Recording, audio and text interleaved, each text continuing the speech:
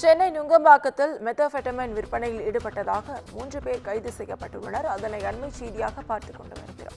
இதுகுறித்த முழு விவரங்களை வழங்க செய்தியாளர் சுப்பிரமணியன் நம்மோடு இணைப்பில் காத்திருக்கிறார். சுப்பிரமணியன், வணக்கம். விவரங்கள்.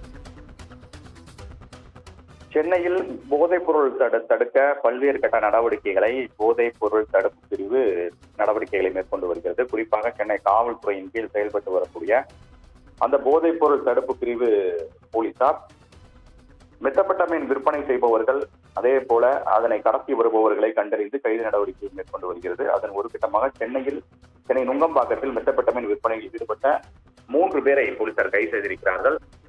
சென்னை நுங்கம்பாக்கம் கதீட்ரல் கார்டன் சாலையில் இருக்கக்கூடிய ஒரு தனியார் நிறுவனத்தில் வேலை செய்யக்கூடிய ராமச்சந்திரன் என்பவரை பிடித்து விசாரணை செய்த போது, பெங்களூரிலிருந்து செல்போன் செயலி மூலமாக 2 செல்போன் செயலி மூலமாக போதைப் பொருட்களை வாங்கி அவர் நண்பர்கள் கார்த்திக் ராஜா மற்றும் முகமது ஜெக்பர் ஜாதிக் ஆகிய 3 பேரிடம் இந்த மாதிரி போதைப் பொருட்களை விற்பனை செய்து வந்தது விசாரணையில் தெரிய வந்தது. அதன் அடிப்படையில் 3 பேரையும் போலீசார் கைது செய்திருக்கிறார்கள். அவர்களிடமிருந்து 8 கிராம் மெத்தபெட்டமைன் போதைப் பொருட்கள் மற்றும் 3 செல்போன்கள், 24 ஊசிகள், சிரஞ்சிகள் பறிமுதல் செய்யப்பட்டிருக்கிறது.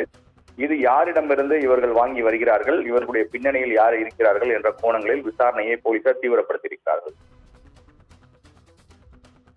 விவரங்களுக்கு நன்றி சுப்பிரமணியன்.